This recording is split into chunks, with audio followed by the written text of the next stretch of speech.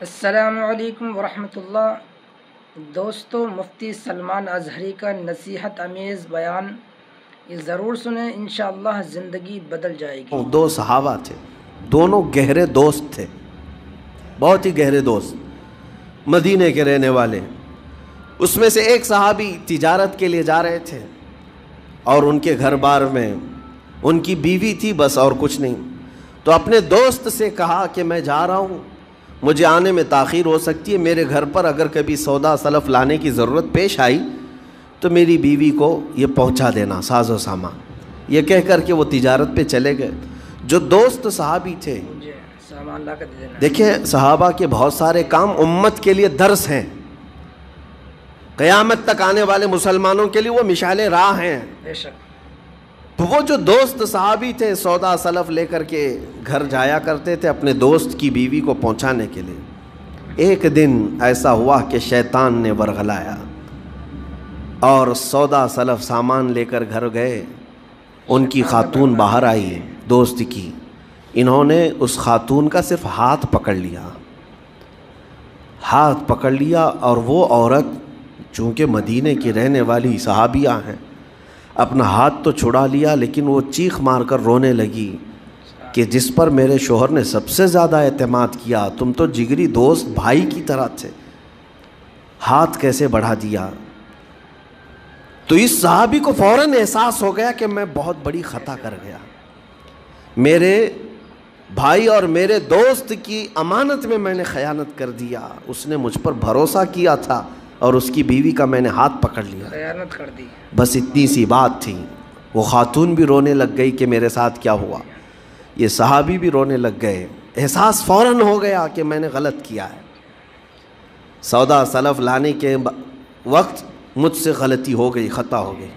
اب اس خطا کی وجہ سے وہ کرتے کیا؟ ان کو تو ڈر یہ تھا کہ میں اپنے دوست کو منہ دکھانے کے بھی قابل نہیں، اور نہ ہی میں یہ چیز کسی کے سامنے ذکر کر سکتا ہوں، کیا کروں؟ تو مدینہ چھوڑ کر کے چلے گئے پہاڑیوں میں، اور بغیر کھانا پانی سب کچھ بھی نہیں تھا، پہاڑیوں کے بیچوں بیچ رہنے لگے، اور صرف روتے تھے اور گر جاتے تھے، اور کمزوری آ گئی جسم میں، اٹھنے پھرنے کی بھی طاقت نہیں تھی۔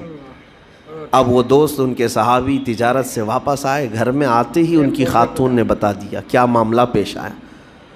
وہ بہت جلال میں آئے اور کہا کہ میرا دل ٹوٹ گیا، آج میری کمر ٹوٹ گئی، جس کے ساتھ ہم نے پوری زندگی بتائی، آج اس نے میری عورت کے ساتھ ایسا کیسے کیا؟ بہرحال انسان ہے، خطا ہوتی ہے، انسان ہے، بھولنا اور خطا کرنا اس کی عادت ہے۔ اب ان کو دل میں تو بہت تکلیف ہوئی، کروں کیا؟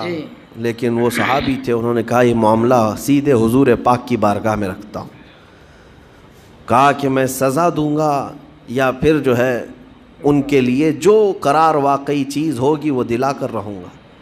بارگاہ مصطفیٰ صلی اللہ تعالیٰ علیہ وسلم میں تشریف لائے، عرض کیا کہ آقا ایسا ایسا ہو گیا، میرے معتمد ساتھی نے میرے گھر میں ایسا معاملہ کر دیا۔ نبی پاک صلی اللہ تعالیٰ علیہ وسلم غمگین ہو گئے کہ ان دونوں کے درمیان ایسا کیسے ہو گیا۔ پھر تھوڑی دیر کے بعد رحمت عالم صلی اللہ علیہ وسلم جو غیب داں نبی ہیں، ہر چیز کو جانتے، بلکہ اپنے امتیوں کے احوال سے باخبر رسول ہیں، نبی پاک صلی اللہ تعالیٰ علیہ وسلم اپنے اس غریب صحابی کے حالات معلوم کیے۔ پتہ چلا کہ وہ تو گھر بھی چھوڑ دیا، مدینے بھی چھوڑ دیا، پہاڑیوں میں جا کر کے پناہ لے کر کے اکیلا تنہا رہ رہا ہے۔ اللہ کے نبی صلی اللہ تعالیٰ علیہ وسلم اپنے اس غریب امتی صحابی کے حالات معلوم کرنے کے بعد اللہ کریم کی بارگاہ میں عرض کرتے ہیں کہ مولا تو فیصلہ سنا دے۔ اللہ تعالیٰ نے آیت نازل فرمائی، جو آیت میں نے آج آپ کے سامنے تلاوت کیا۔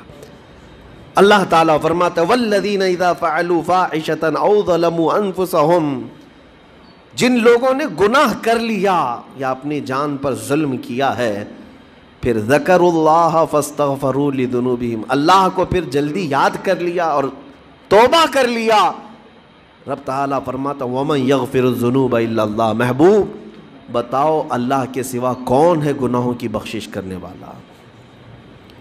اللہ تعالیٰ ان کے گناہوں کو معاف کر دیتا ہے جو فوراً اپنے گناہ کے بعد یاد کر لیتے ہیں کہ مجھ سے خطا ہوئی ہے۔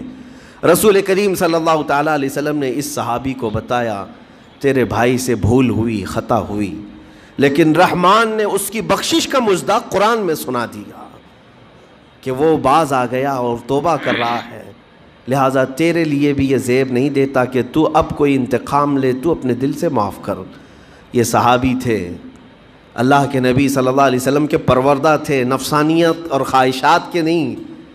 یہ فوراً گئے اور اپنے اس جگری دوست کو، اپنے اس بھائی کو ڈھونڈتے ہوئے پہاڑیوں کے بیچوں بیچ جا کر کے دیکھا، ان کی حالت بہت خستہ تھی، کمزور ہو گئے تھے اور روتے روتے اتنا تھک گئے تھے، نہ کھانا ہے نہ پانی ہے، بس یہ کہ ان سے خطا کیا ہوئی تھی، اپنے دوست کی عورت کا ہاتھ پکڑ لیا تھا، بس میرے عزیزو اس سے بڑا نہیں۔ ہاتھ پکڑنے پر ان کو اس قدر احساس تھا کہ مدینہ چھوڑ دیے، لوگ یہاں پورے کے پورے گناہ میں ڈوب جاتے ہیں، زنا میں ڈوبتے ہیں، انہیں احساس تک نہیں۔ یہ صحابی گئے اور جیسے ہی یہ گئے تو وہ ہوش میں آئے اور رونے لگے کہ میرا بھائی آ گیا اور اب شاید یہ انتقام لے گا، بدلہ لے گا، مجھے مار ڈالے گا، کیونکہ میں نے اس کا اعتماد توڑا، اس کا بھروسہ ختم کیا۔ لیکن یہ صحابی گئے اور ان کا ہاتھ پکڑا اور اپنے سینے سے لگایا، کہا کہ تو بھی ابن آدم ہے، میں بھی ابن آدم ہوں، انسان ہے، خطا ہو گئی، لیکن بشارت ہے تجھے کہ اللہ نے قرآن میں محبوب کی بارگاہ میں آیت اتاری، تیری بخشش کا پروانہ اتار دیا۔